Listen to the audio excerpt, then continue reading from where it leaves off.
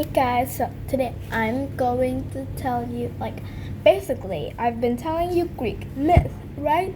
But from this day onwards, not every video, but I'm going to talk more about brands and stuff, brands that are named after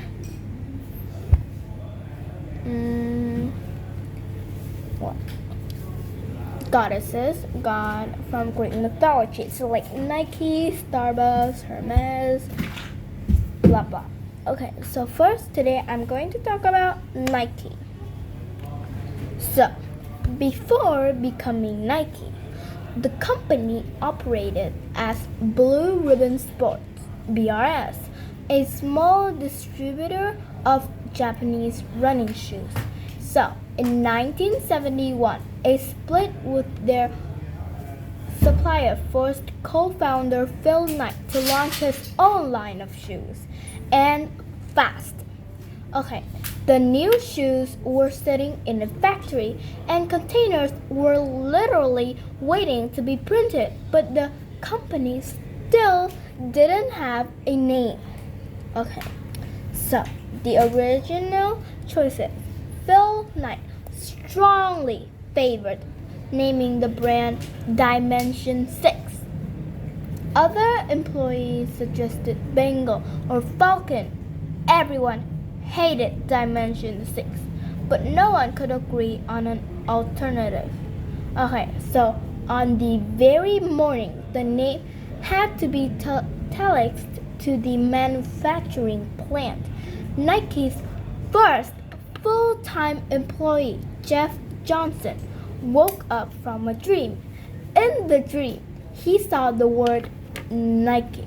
He pushed it to Knight, noting that great brands usually have short words and sharp sounds, like Kleenex or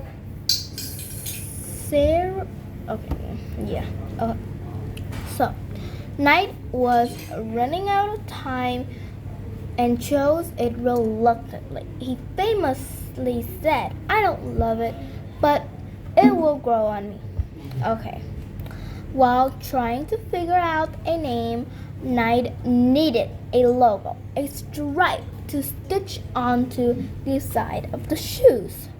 So, Knight approached Caroline Davidson, a graphic design student at Portland State University. He had previously overheard her saying she couldn't afford an oil painting class, so he had offered her freelance chart making work for $2 an hour.